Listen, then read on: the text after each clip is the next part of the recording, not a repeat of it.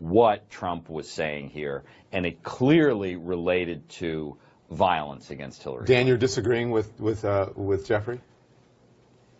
I mean, Don, I'm trying not to break down in laughter. This conversation's almost broken into the comical realm. It's clear what he was suggesting.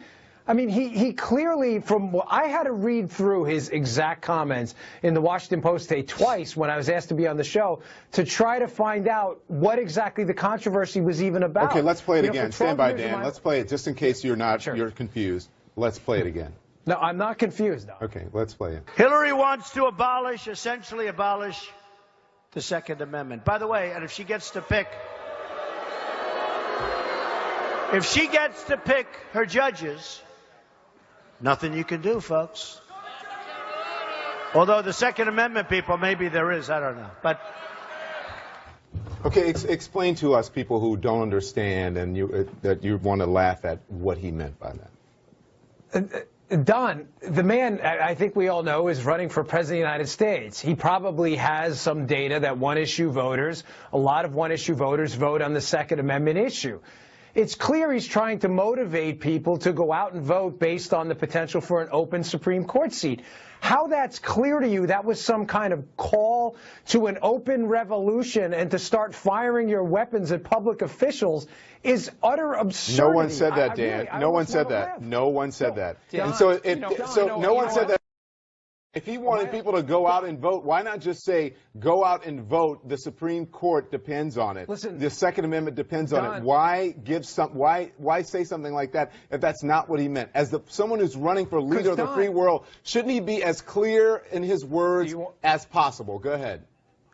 Don, do you want me to? I'll answer that question. Listen, we can disagree about how imprudent he worded that, but to suggest that he was calling to violence means to me that you came into this with the idea that Donald Trump was calling to violence. Let me make the case afterwards. You didn't come into this with a clear and open mind. Listen, I endorsed Cruz in the primary campaign. I'm not a Trump surrogate. I'm supporting him Dan, now. what you're saying right now makes no sense. I'm sitting at home. I'm watching Donald Trump. I have 2 ears. Right. I have 2 ears and I have 2 eyes, and I can see the reaction of the people behind me. And we're not stupid. Every single person you have on this panel, who are very smart people, David Gergen, who's respected. Hang on, will you let me finish, Dan? David Gergen, who's respected by people on both sides, by Republicans and by Democrats, who've worked for Republicans and Democrats, who has worked for a president who's had an assassination attempt, who's lived through presidents who've been assassinated, knew exactly what Donald Trump is saying, and we're supposed to be stupid enough not to understand that and to believe the spin coming from the surrogates and for people like you. You should be ashamed of yourself. It doesn't make it, Don, frankly, I'm ashamed that you're talking to me as if I'm a child when 12 years of my life No, you're treating me as a child because you're telling me what I'm supposed to hear. And you're sitting here on television lying to the American people. You don't know crap about this, Don. You're a TV guy. I was a Secret Service agent. Now cut off my mic. Do what you want. I'm not going to cut off your mic. I'm going to tell you that you're sitting here and you're lying to the American people. You're lying to the American people, and you know that you're lying to the American people. I'm lying. Dan Bongino. Right. I read these comments. A couple of people read them. Don, can we go back to Jeffrey Toobin, please, Don, and his point about that ordinarily in this situation, a Secret Service agent would visit the campaign and talk to the candidate and warn him about the rhetoric like this. Jeffrey, can you jump in here and help us understand that and let Don respond to that question?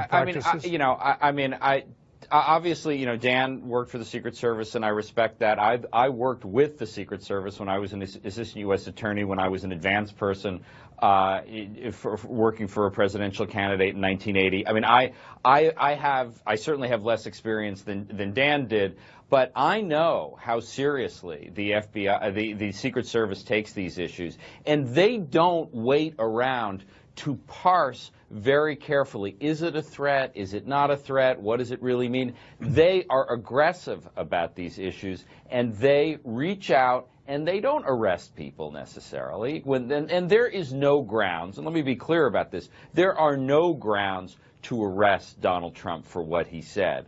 But it is close enough to the edge of a threat. And Dan, I just think you're way off base about this.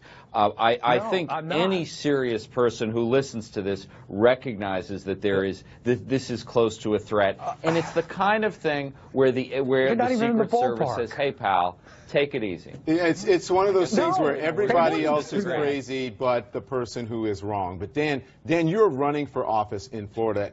You're running for Congress. Yes. So do you support this kind of language, this kind of rhetoric coming from Donald Trump as someone who's running for elected office?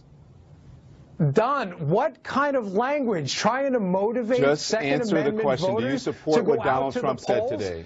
That was an answer to the question. Support yes or no? Do you people out to vote for Donald Trump? Do you support what he said today? Don, people who believe Second Amendment should absolutely vote against the gun grabber, Hillary Clinton, 100%. And whatever you need to say within the realm of reason to motivate people to get out and vote, yes, you should do that because you will lose your Second Amendment First of all, that's a talking point to call someone a gun grabber. No one is trying to take your guns. Right. That is a talking point. Don, you're Captain Talking Point. You're like Captain Talking Point, and then you throw it back at me. Your insults What's my talking point? Tell me what my talking point is, Dan.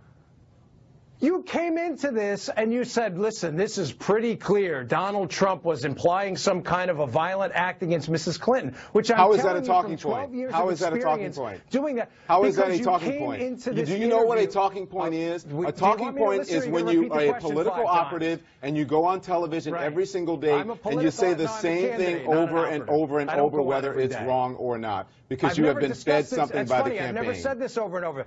You're actually the first person to ask me about it, so I've never said this over and over. That's not a talking point. You asked me a question, I gave you an answer. It's clear to me, and Jeffrey, again, I appreciate your comments, but I disagree with you completely on this. When you take the totality of circumstances, he was not a guy in a bar making these comments. It was a presidential candidate giving a speech where he was talking about the Second Amendment. This isn't even close to the Secret Service would laugh this off if you brought this in their office. The Secret Service is not laughing it off, by the way, but go ahead, David Gergen. Time Magazine has a piece out tonight interviewing former Secret Service high up. He said, I would be in there in an instant, basically, to tell the campaign to cool it. That this is very close. This is very, well, it's just like you. It's someone who they went to interview, and he said, you know, this is very close to the edge. The very words Jeffrey Toobin used. And so I think you at least have to agree to the proposition that reasonable people can have a different interpretation of what he said, that it falls on different ears. You know, that's what a dog whistle is all about. Some people hear one thing, some people hear another.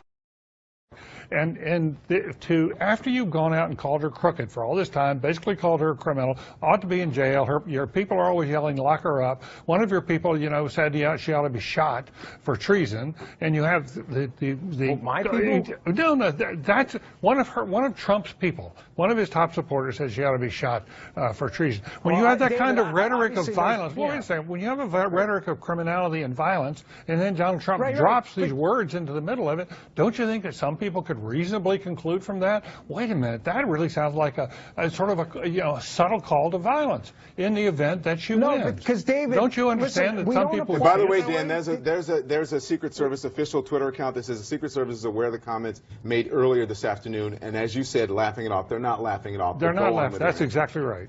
Don, I actually talk to Secret Service agents who work on the job still. I work there for 12 years. Or have them call me, but go ahead. Believe me, they think this is ridiculous. No, wait, the point I was going to make is, David, I see what you're saying, but the same standard of reasonableness, as you're using that word, does not seem to apply when it's Democrats. Not to get off topic here, but when Barack Obama compared Republicans literally to Iranian hardliners and terrorists, I didn't see anyone saying, oh my God, we should go after Republicans because they're all terrorists, because Barack Obama said so. So my point in this is, if you come into this with a pre-existing narrative that Trump is calling for violence, you are naturally going to build the case ex post facto. And it doesn't work that way. Your argument would make sense if it was just Democrats who were coming out saying he meant what he meant. But Jeffrey, I'll give you the last word. Go ahead.